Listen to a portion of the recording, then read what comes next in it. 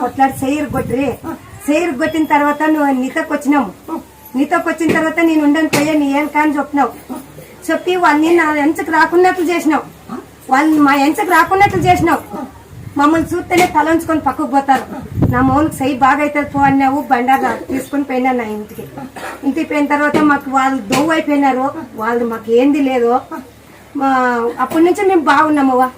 నాకు కూతురికి ముట్టుకడుపు నొప్పులు నుంచి వెనక్కి తోలుకొచ్చి అడిగితే నీ చేత్తో నిమ్మకాయ ఇచ్చినావు.